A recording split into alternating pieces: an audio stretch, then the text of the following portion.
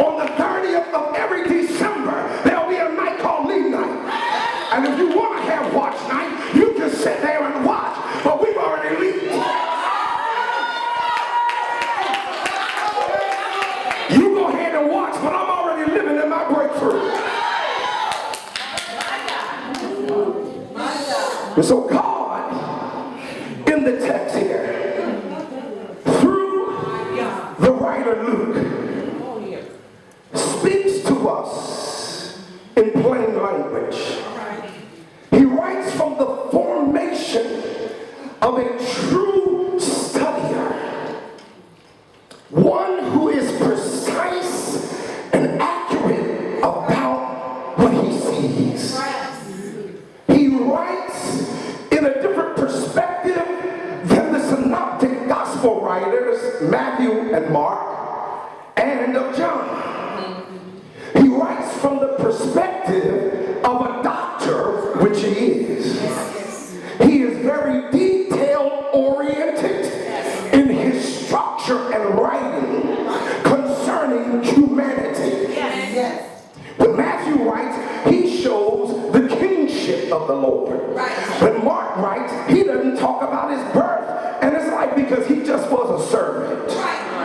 John doesn't mention any of them because he writes as a theologian, he is God. In the beginning was God, and the Word was with God, and the Word was God, and the same was in the beginning with God. But here Luke, who is also the writer of Acts, he writes in such detail till one would say he is fastidious in his approach. Not only of study, but writing. He is picky. He's finicky with human details. What do humans feel like when they are in deep duress and struggle? What does it feel like when 400 years earlier Malachi wrote the last words of the prophets and God was silent for 400 years because there was no prophet to speak? Now all of a sudden there is the arise of the birth of this prophet, this baby named John the Baptist, who is coming on the scene, and Luke comes and writes about the beginnings of history in the gospel. Makes it so detailed till its pages full of details, very picky about what happened and why it happened. He writes here in Luke and in Acts to Theophilus. Many Bible scholars and theologians say this is and may not be an actual person. There's a typology of a way of thinking. Theos, meaning theology.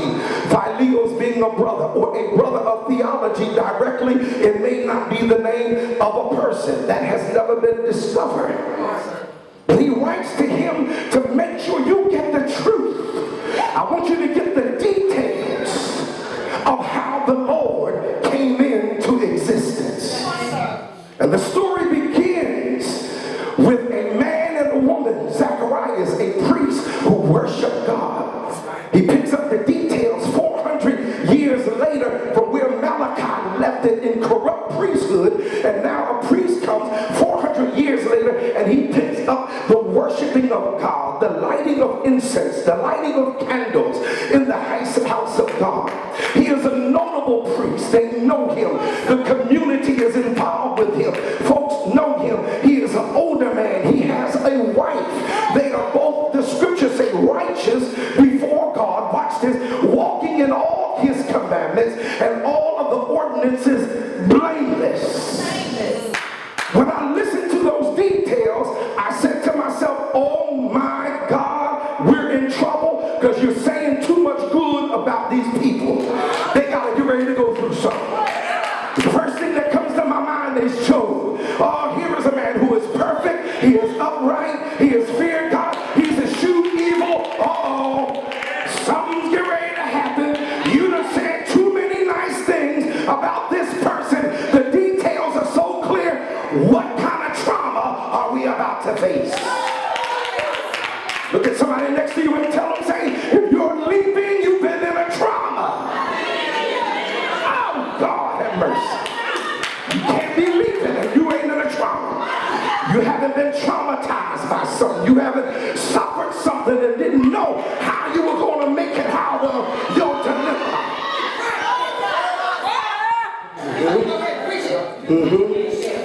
They had no children. Elizabeth was barren and they were aged. God comes and he speaks to this man in the middle of his priestly duties. And he says, you're going to have a son. He's going to fulfill, listen to this, a prophetic structure that was set 400 years ago. Now this is what you got to catch. Because the last prophecy that was prophesied in Malachi, the fact that God would have to raise up the spirit of Elijah to combat the curse of the earth. And if he was not raised up, then the hearts of the children, watch it, won't be turned to the fathers. And in order to break a curse, you have to have the parental, come on here, progenitor blessing. This one ain't maternal. A mama can't get this one.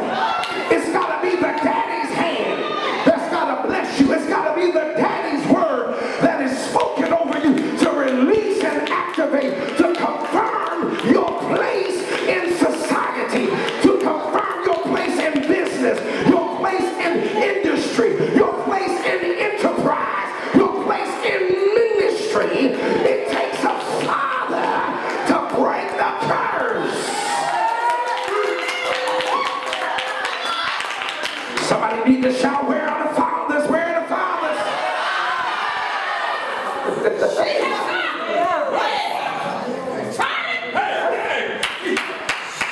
Last prophecy that Malachi prophesied.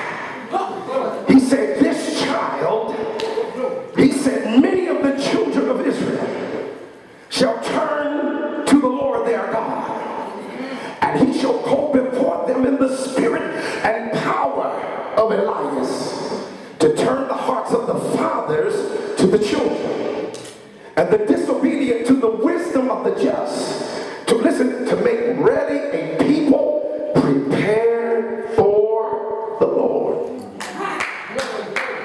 The assignment is to get the church positioned and ready for the bridegroom.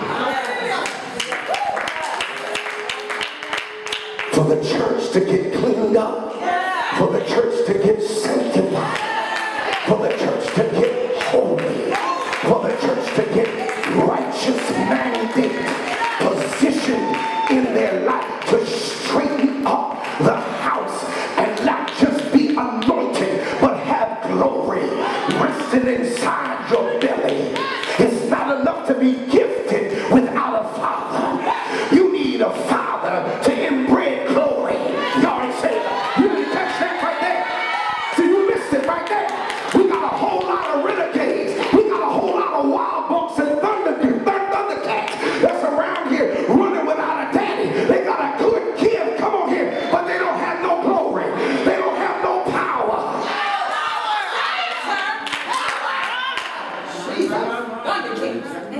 He said, last prophecy that Malachi said, I'm going to send Elijah to turn the hearts of the fathers to the children to the fathers, lest I come and smite the earth with a curse. Without paternal blessing, you suffer curse. And someone might say, what is happening with the body of Christ? No fathers. No fathers. We have a generation, listen, I'm going to give you prophetic now, I'm going to give you history. 25 years ago, the fathers died off. Yes. The sons that rose up in the late 80s and 90s never parented a whole generation. And that's why the church is as corrupt as it is and looks like it is and as off as it is. Why? Because there's been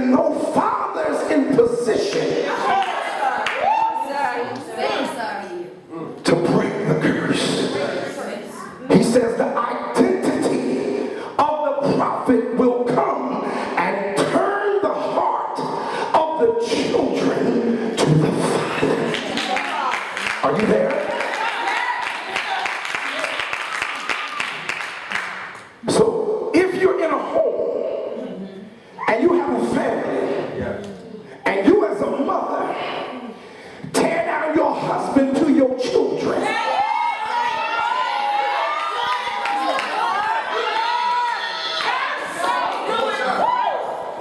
you produce a curse on your children.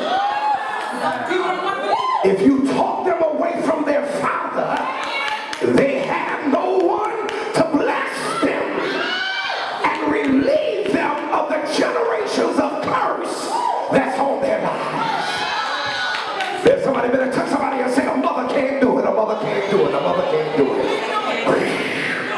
I'm trying to stay down because I'm getting ready to go into another year.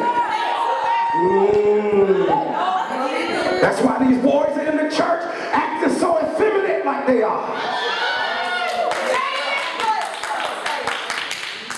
People losing the real love of natural man for something unnatural. All this fluidity in the body. In and out, androgyny. This androgynous fluidity. We going in and out. I don't call it all that. I call it bisexuality. Call it what it is. But when you come into the house of God, you ought to see strong men. You ought to see more bona fide dudes that are ready to lay their life down for the cause of the Christ, for the cause of the cross and Jesus Christ. But that's not what we see. That's not what we see. And consequently, those that go on, that have become the leaders of the next generation, now they have produced an example of fluidity, bisexuality, homosexuality, until you can't understand and look at what's going on. Who like who? He got long hair, she got short hair. All right. She got a fade and he got long bangs, got an asymmetrical. We can't tell who's who up in here. Because it takes a father to produce identity in a man. A woman can't teach a man how to be a man. It takes a man to teach a man how to be a man.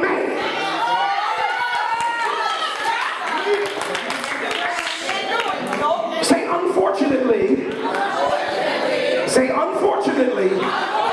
In our community, African American women always do the raising.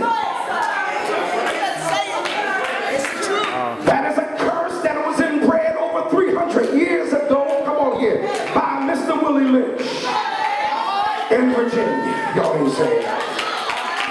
It's a slave mentality.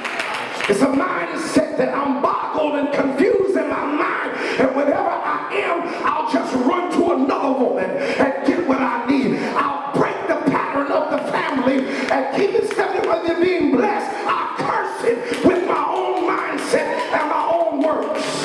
That's how we're taught in the African American community. If it ain't working at home, if she ain't doing nothing this month, you gotta find it somewhere else. I'm not gonna work with me up in here. Look how quiet it's getting.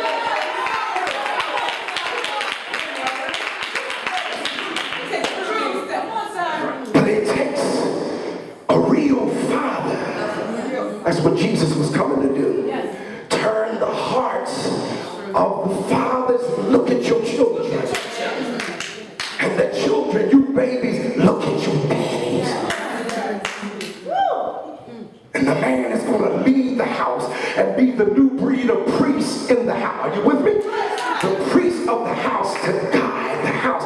But if we're under a curse, watch this, of anger, manipulation, witchcraft, control,